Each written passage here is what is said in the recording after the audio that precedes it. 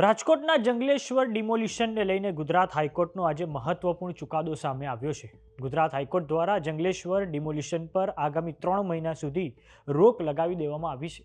અરજીકર્તાઓએ કલેક્ટરની નોટિસની સામે હાઈકોર્ટના દરવાજા ખખડાવ્યા હતા. આજે આ વિષયને લઈને ગુજરાત હાઈકોર્ટમાં સુનાવણી હાથ ધરવામાં આવી હતી. તો આવો જાણીએ સમાચાર વિસ્તારથી. નમસ્કાર, જમાવટ સાથે હું છું પાર્થ.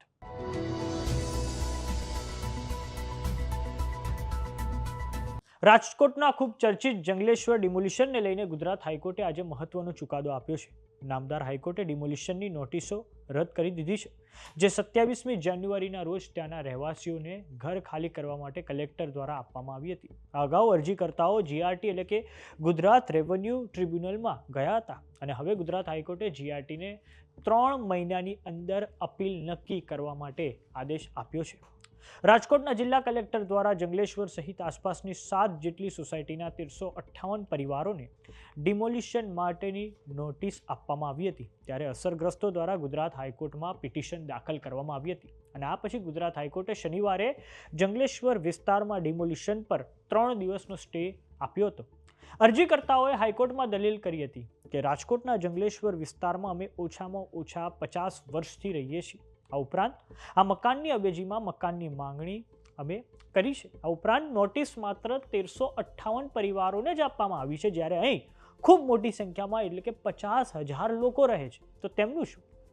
જંગલેશ્વર ડિમોલિશનના અસરગ્રસ્તોએ મોટી સંખ્યામાં કલેક્ટર કચેરીએ દોડી જઈને જ્યારે એમને નોટિસ મળી તે પછી તેમણે ઉગ્ર રજૂઆતો કરી હતી, કેમ કે 400 કરોડની કિંમતની અંદાજે 1.05 લાખ ચોરસ મીટર જગ્યા ખુલ્લી કરવાની નોટિસ મળતા અનેક પરિવારો ચિંતામાં મુકાયા હતા.